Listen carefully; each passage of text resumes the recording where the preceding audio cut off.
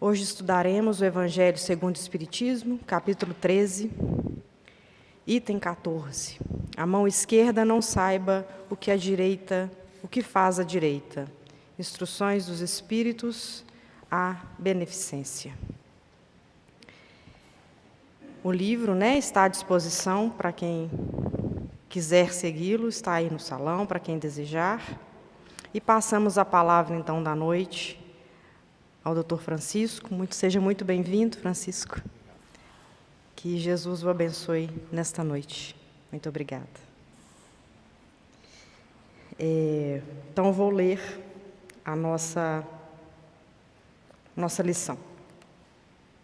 Há várias maneiras de fazer a caridade, que muitos dentre vós confundem com a esmola. Há, todavia, uma grande diferença. A esmola, meus amigos, é algumas vezes útil, porque alivia os pobres, mas é quase sempre humilhante para aquele que faz e para aquele que recebe. A caridade, ao contrário, liga o benfeitor e o beneficiado. E depois se disfarça de tantas maneiras. Pode-se ser caridoso mesmo com os parentes, com os amigos, sendo indulgentes uns para com os outros, em se perdoando as fraquezas, em todo cuidado para não ferir o amor próprio de ninguém. Para vós, espíritas, em vossa maneira de agir, para com aqueles que não pensam como vós, em conduzir os menos esclarecidos a crerem, e isto sem os chocar, sem contradizer as suas convicções, mas os conduzindo muito suavemente às nossas reuniões, onde poderão nos ouvir e onde saberemos encontrar a brecha do coração por onde devemos penetrar. Eis um aspecto da caridade. Escutai agora a caridade para com os pobres, esses deserdados do mundo, mas recompensados por Deus, se sabem aceitar as suas misérias sem as murmurar, o que depende de vós. Vou me fazer compreender por um exemplo. Vejo várias vezes na semana uma reunião de senhoras de todas as idades. Para nós, como sabeis, são todas irmãs. O que fazem elas? Trabalham depressa, os dedos são ágeis. Vede também como os rostos são radiosos e como os corações batem em uníssono. Mas qual é o seu objetivo? É que elas veem se aproximar o inverno, que será rude para os lares pobres. As formigas não puderam amontoar durante o verão os grãos necessários à provisão, e a maior parte dos seus pertences está empenhada. As pobres mães se inquietam e choram, pensando nas criancinhas que neste inverno terão frio e fome. Mas paciência, pobres mulheres. Deus inspirou a mulheres mais afortunadas do que vós. Elas estão reunidas e vos confeccionarão roupinhas. Depois, num desses dias, quando a neve tiver coberto a terra, e murmurardes, dizendo: Deus não é justo, porque é vossa palavra habitual, a vós que sofreis. Então vereis aparecer um dos filhos dessas boas trabalhadoras que se constituíram em operário dos pobres. Sim, é para vós que elas trabalham. Assim, e vossa murmuração se mudará em bênção, porque no coração dos infelizes o amor segue de bem perto do ódio. Como é preciso a todas essas trabalhadoras um encorajamento. Vejo as comunicações dos bons espíritos lhes chegar de todas as partes. Os homens que fazem parte dessa sociedade trazem também seu concurso, fazendo uma dessas leituras que agradam tanto. E nós, para recompensar o zelo de todo e de cada um em particular, prometemos a essas operárias laboriosas uma boa clientela que lhes pagará dinheiro contado em bênçãos, única moeda que tem curso no céu. lhes assegurando por outro lado e sem medo de muito avançarmos, que ela não lhes faltará. Cáritas, Leão, em 1861. Então, passamos a palavra ao Francisco. Seja muito bem-vindo. Muito boa noite a todos, caríssimos irmãos do Ideal Espírita, aos nossos amigos internautas, nós que aqui estamos nessa noite fria de julho, aqui viemos com o intuito de aprimorarmos o nosso conhecimento sobre o Evangelho do Mestre Jesus. O tema hoje sob estudo está aqui no item 14 do capítulo 13, dentro da parte Instruções dos Espíritos, onde trata da caridade material e a caridade moral. Faço uma breve remissão aqui ao capítulo 13, intitulado Que a vossa mão esquerda não saiba o que dá a vossa mão direita. E os itens já estudados até então foram fazer o bem sem ostentação, os infortúnios ocultos, o óbolo da viúva, convidar os pobres e os estropiados, servir sem esperança de retribuição, e agora começando a parte Instruções dos Espíritos, já na parte final do capítulo, sob o título A Caridade Material e a Caridade Moral, mais precisamente a Beneficência. Nós vimos aqui pelo texto estudado que a síntese de tudo isso está em fazer o bem sem ostentar o que fazemos. Vamos dizer o resumo, a síntese do estudo de todo esse capítulo 13 é nesse contexto. Como de costume, a gente faz aqui alguns apontamentos necessários para a nossa reflexão desta noite. E então, tratando sobre a beneficência, nós temos que esse item 14 do capítulo 13 do livro Evangelho segundo o Espiritismo, a parte da Instrução dos Espíritos, intitulado A Beneficência, assinada pelo Espírito Cáritas, em Lyon, na França, em 1861. Naquela época, a França não era esse país tão desenvolvido e essa potência que é nos dias atuais, então, local onde também pairava grande miséria, no meio daqueles que não compunham a nobreza francesa. Então havia ali uma separação nítida, a parte desprovida dos recursos da parte então nobre e com recursos em abundância. Esse título, essa parte, nos ensina que a caridade é diferente da esmola, como o próprio texto enfatizou logo no início. Pois a esmola pode humilhar, enquanto a verdadeira caridade une o benfeitor ao beneficiado de muitas maneiras discretas. Aqui convém a gente refletir sobre a questão do próprio capítulo, né, o objeto, vamos dizer assim, o que trata o próprio capítulo, que é fazer a caridade, fazer o bem sem ostentação. Que a vossa mão esquerda não saiba o que faz a vossa mão direita. Já era a exortação do próprio Mestre Jesus nas suas pregações à população, ao povo que o seguia, ávido daqueles conselhos, daqueles esclarecimentos.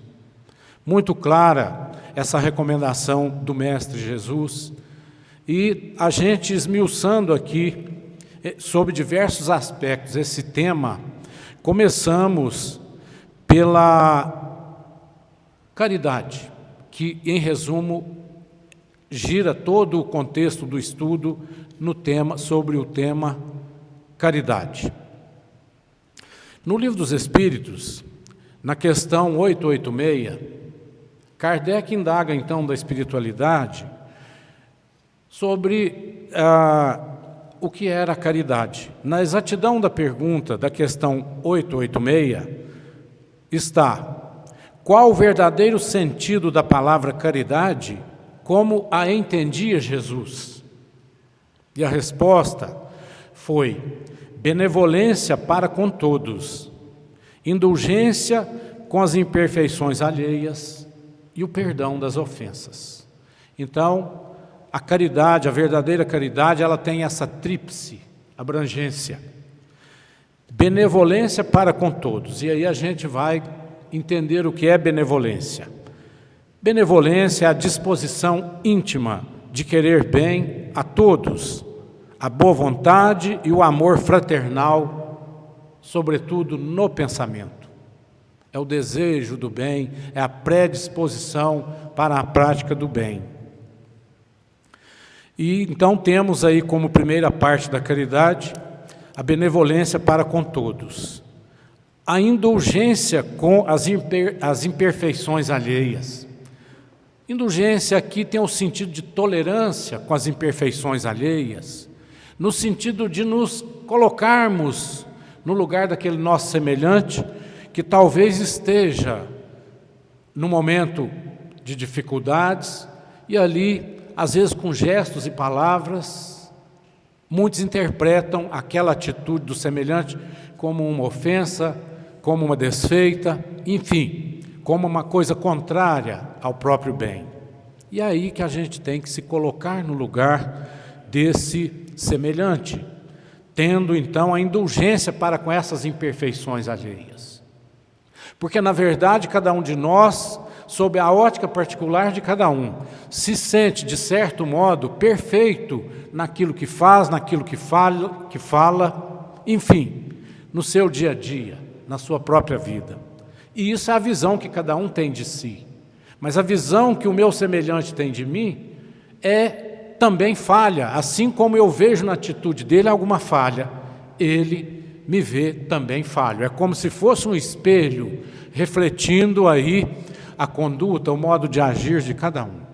Por isso, a recomendação do Mestre Jesus: indulgência com as imperfeições alheias, compreensão, tolerância, porque essas imperfeições, aos meus olhos são imperfeições, mas aos olhos de outros pode não ser imperfeições. E daí eu tenho que pensar muito antes de reagir a uma atitude tida como imperfeição. E por fim, o perdão das ofensas. É também do tríplice aspecto da caridade. Então, caridade, no entender de Jesus, muito simples: benevolência para com todos, bondade para com todos, indulgência para com as imperfeições alheias, tolerância com as falhas dos meus semelhantes e perdão das ofensas, que às vezes eu tomo como ofensa e nem sempre é ofensa, mas na minha cabeça, às vezes aquele ato, aquela palavra, aquele gesto, aquele olhar representa uma ofensa, quando na verdade nem isso é. A pessoa que assim agiu não queria aquele resultado e eu já interpreto como ofensa. Então nós temos que ter aí a prática da caridade nesses três aspectos. E aí, ainda sobre benevolência, a benevolência, que é vamos dizer, a predisposição para o bem, é a raiz do sentimento de amor ao próximo. É olhar o outro com respeito, com empatia e sem preconceitos. Representa a atitude mental de acolhimento ao semelhante. Eu tenho que, aqui em benevolência, eu tenho que no meu pensamento já ter vamos dizer assim, a formação desse sentimento de acolhimento. Já justamente entendendo aí o que seria a caridade, tal qual nós acabamos de expor aqui nesses três aspectos, sobre esses três aspectos. E a benevolência, então, é muito maior, porque a beneficência, que no caso aqui é a caridade, ela é uma parte ela é uma consequência da benevolência.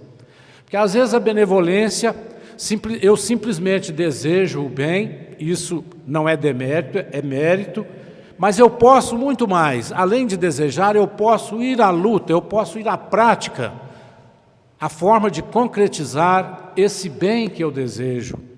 E a beneficência vem justamente aí. Ela é a prática efetiva dessa boa vontade, ou seja, é a ação concreta de fazer o bem e auxiliar o próximo necessitado. É o braço ativo da benevolência. A beneficência, a caridade está dentro da benevolência. A benevolência é bem mais abrangente. E a beneficência aí, caridade, é integrante da própria benevolência. Envolve a beneficência, a caridade, socorro material, doação de alimentos, roupas, amparo a enfermos e abrigo. É tratada em profundidade nesse capítulo 13, que nós vamos caminhando para o encerramento, né? Temos aqui ainda outros títulos, mas é aqui nesse capítulo 13 como um todo, a beneficência, a caridade, é tratada com profundidade. E ela ensina a fazer o bem sem ostentação. No próprio título do capítulo 13, não saiba a tua mão esquerda o que faz a tua mão direita. Ganha valor real, moral, quando é desinteressada. Então a caridade tem esse valor extraordinário quando é praticada sem qualquer interesse, sem buscar a vaidade ou recompensa terrena. Porque Jesus mesmo no Evangelho chama a atenção para a gente não praticar isso com ostentação, quando lá na parábola do óbolo da viúva, ele dá o exemplo e chama a nossa atenção.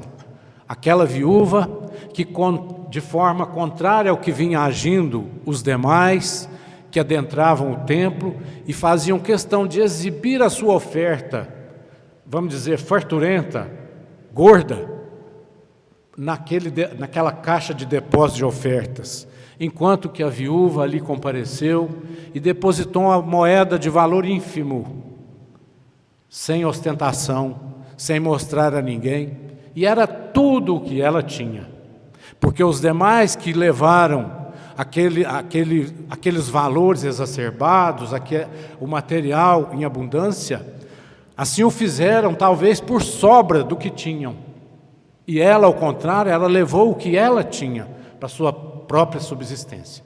E Jesus, então, nos chama a atenção quando indaga dos seus acompanhantes, dos seus discípulos, quem teria praticado maior caridade?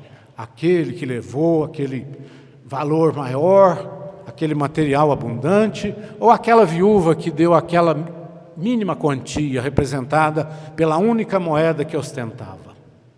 E a resposta é clara: a viúva.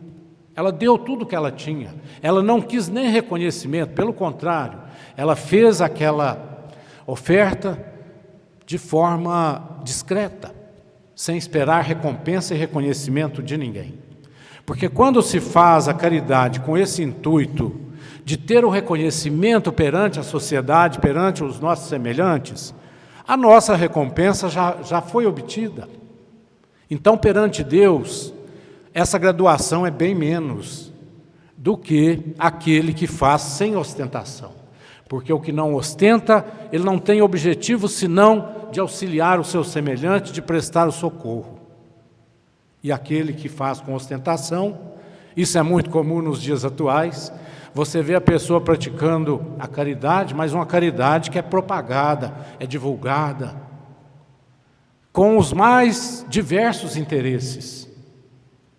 Nós estamos numa época, aqui chama a atenção o período em que nós vivemos, um período aí de escolha de nossos governantes, então é muito comum que isso, em disputa entre eles, quem faz uma doação, quem pratica uma caridade, quer fazer a propaganda antes da própria caridade. Isso para o Criador tem algum valor? Mínimo, diante daquele que faz uma caridade igual, sem nem mencionar o seu nome, faz no anonimato. Então, assim é o estudo de hoje, a gente vai abordando aqui alguns tópicos. a relação entre ambas, entre a benevolência e a beneficência. A benevolência gera e orienta a beneficência. A beneficência materializa e prova a benevolência, quer dizer, é a prática da benevolência. A beneficência aqui entendida como caridade. Pode existir benevolência sem ação material imediata, quando falta recurso financeiro, por exemplo. Mas toda beneficência legítima, toda caridade legítima, nasce de um princípio de benevolência no coração. É o que nós dissemos. Vem o pensamento e a aptidão para a prática do bem. Depois, a própria prática não é senão a beneficência, a própria caridade em ação. Juntas, a benevolência e a beneficência formam o mecanismo dinâmico da caridade cristã que promove o progresso espiritual. E é para isso que a gente está aqui nessa existência terrena, justamente para repararmos erros cometidos em outras existências. Nós espíritas temos essa convicção de que, sendo o espírito imortal, quando fenece o corpo físico, o espírito retorna à pátria verdadeira e ali aguarda um determinado período para, em outra era, retornar, justamente pela misericórdia divina, ter a oportunidade de corrigir erros cometidos e superar provações para que ele progrida. É como uma escola regular, onde você aprende a matéria, é submetido à prova. Se passou na prova, você vai para um degrau acima do ano que você cursava. Se não passou na prova, você volta e repete toda a matéria. Assim também é o nosso existir, no sentido de espírito, que, sendo imortal, retornará à carne quantas vezes necessário for para corrigendas e superação de provas. Porque na minha existência, se eu prejudico um semelhante a ponto de causar nele um dano qualquer, com certeza, na minha próxima vinda, eu terei de reparar esse dano, se não a ele próprio, de uma forma coletiva, a mais de um prejudicado. Mas tenho de reparar, porque a justiça de Deus é perfeita e ela não falha. Isso todos nós sabemos, sendo nós espíritas ou não, não é? Mas o espírita, ele tem essa obrigação de assim agir, porque sabe, ele tem comprovação de que é assim que funciona. Ninguém vive uma só existência e dá aí por findada a existência, e se foi bom ele vai para o céu, se foi ruim ele vai para o inferno. Isso nós espíritas sabemos, não é assim. Isso é uma alegoria, não é a realidade. Porque Deus permite de tal forma, por sua misericórdia, e nós fomos espíritos criados para isso, para evoluir para a felicidade, para a busca da perfeição. Não somos perfeitos, somos perfectíveis, portanto, indo atrás da perfeição sempre. E nunca seremos perfeitos, absolutamente falando, porque a perfeição absoluta é só o Criador, só Deus. Se tiver mais algum que seja perfeito, Deus não seria Deus. Então a perfeição absoluta é só dele, nós somos perfectíveis, criados por ele assim, para irmos atrás da perfeição pelos nossos méritos, pelo nosso trabalho, pelo nosso suor, enfim, pelo nosso sacrifício. A caridade não precisa aparecer. E nós vimos aqui, na leitura, as trabalhadoras tecendo no anonimato roupas, agasalhos para os necessitados. E o Espírito Caritas aqui deixa claro que isso tem um valor imenso, extraordinário para o Criador. E a recompensa que elas não pensaram nela, certamente virá através de serviços remunerados que a elas chegarão, em consequência dessa obra caritativa que elas faziam, tecendo no anonimato para aqueles pobres que não tinham o agasalho para enfrentar um período tal qual nós temos. E assim como aqueles que propiciam os alimentos para matar a fome, para saciar a sede daqueles que não têm condição. Aqueles que no anonimato propiciam o abrigamento para esconder da chuva e do sol aquele que não tem condição para tanto. Então, a caridade no anonimato é exaltada pelo próprio Criador, porque não busca recompensa, ela é desinteressada. Aquela que é manifesta aos olhos de terceiros, que é exibida, gera reconhecimento imediato. E assim já está sendo, de alguma forma, recompensada. É quando a pessoa pratica o bem em busca dos aplausos, da admiração da sociedade, da própria bajulação. Então é muito comum quem realmente pratica a caridade não querer aparecer. Aí o pessoal tem o costume de dizer, puxa vida, mas que sujeito sistemático, né? Usa isso, que sujeito durão, sistemático. Mas na verdade ele está ciente de que a verdadeira caridade que ele está praticando não reclama aparecer, não reclama ser por aí exaltada, aplaudida. Claro, há momentos e momentos em que o reconhecimento é muito espontâneo e a pessoa nem pediu. Ela está ali na prática da sua caridade, ela nem pediu aquilo. E o pessoal reconhece, é proibido? Não. Mas ele não fez com aquela intenção. E aí, na questão da intenção, na doutrina espírita, a intenção é considerada o fator determinante do valor maior de qualquer ação ou de qualquer prece. Deus vai nos avaliar pela nossa intenção. Você pode até errar, mas se a sua intenção foi a melhor possível, terá um peso diferenciado a seu favor. A caridade pode gerar orgulho e até exigir esse reconhecimento como condição para a prática da caridade. No caso aqui, eu quero me referir à esmola. A esmola pode gerar até orgulho e exigir esse reconhecimento como condição para a prática da caridade. Isso não é válido. E quando se fala aqui em esmola, a esmola é diferente da caridade, porque a esmola tem aquele efeito, e a gente tem que tomar cuidado para isso, aquele efeito de colocar uma diferença entre criador e criatura, quando a caridade, ela iguala o benfeitor e o beneficiado. Ela não coloca em distinção. Tanto que há aqui, num tema anterior, os infortúnios ocultos. Conta a história de uma senhora muito rica, que ela ia sempre levar gêneros alimentícios, roupas aos necessitados.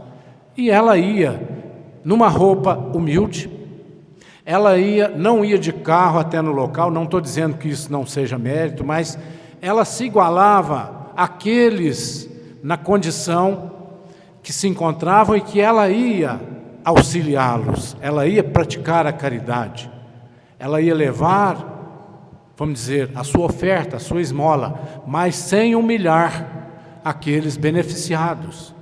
Porque imaginem, qualquer um de nós que entrar no meio de muita miséria, mas você entra aí numa roupa luxuosa, chega num carro de último gosto, exibindo ouro para todo lado, você não está ali em destaque naquela comunidade de semelhantes em situação de miséria.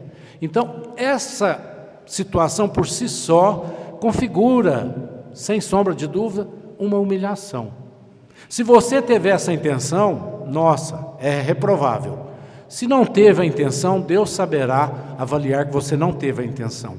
Mas aqui o texto nos chama a atenção para que nós evitemos esse tipo de conduta, de colocar diferenciação entre quem oferece, quem doa e quem recebe.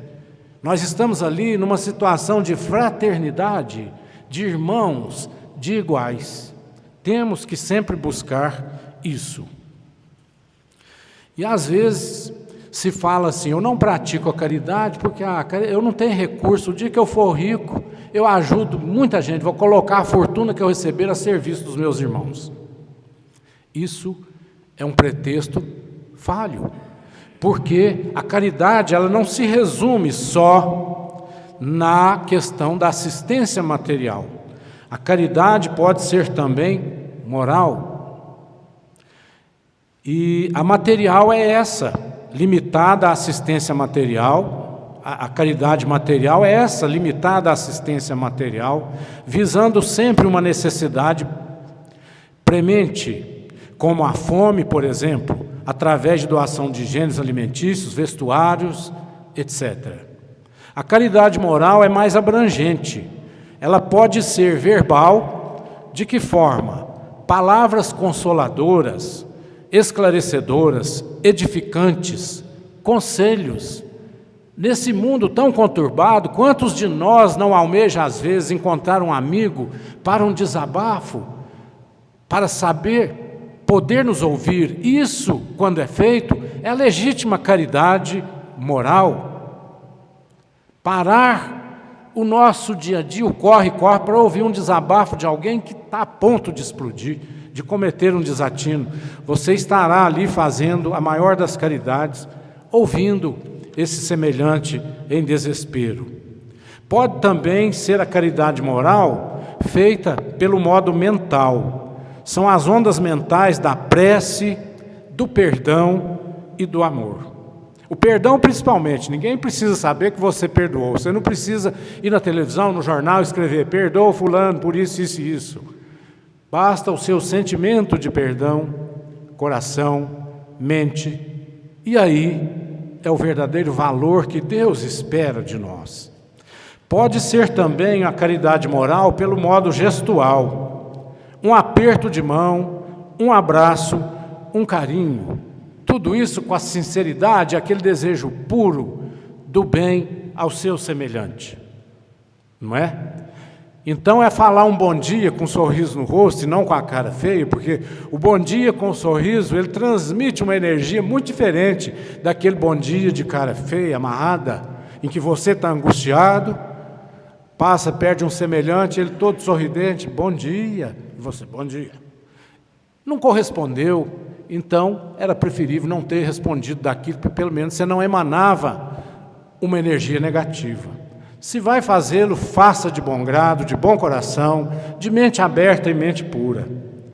E por fim, a caridade moral pela maneira mediúnica, que é o amparo espiritual aos que estão encarnados e aos desencarnados. As reuniões mediúnicas, quem participa sabe, alivia muito o espírito sofredor. Toda reunião mediúnica, espíritos se manifestam em extremo sofrimento, e às vezes ao final daquela reunião, geralmente é assim, ele sai dali, o espírito deixa o ambiente transformado para o bem. Então, essa caridade moral é também mediúnica. E há valor em doar somente o que está sobrando em nossa mesa? Nós já dissemos, a sobra, ela tem o seu mérito, mas não é igual, é em menor graduação do que o que não é sobra, o que eu realmente me sacrifico para ajudar o meu semelhante. Porque a sobra nada mais é do que minha obrigação. Se está me sobrando, está até me incomodando.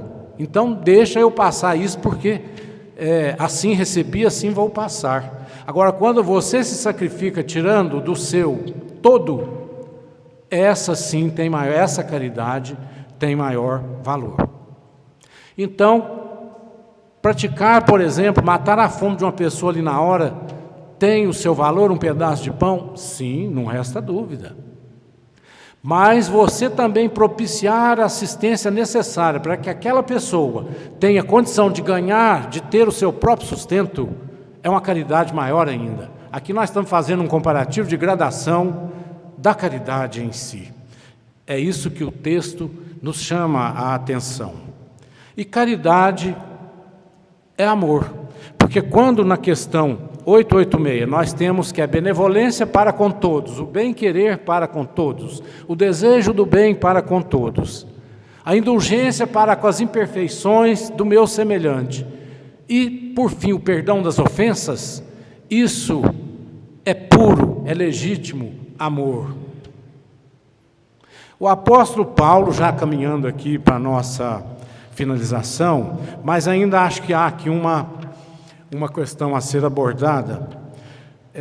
Fora da caridade não há salvação. Esse é o lema da doutrina espírita. Quando outros lemas de religiões é justamente o seguinte: fora da igreja não há salvação.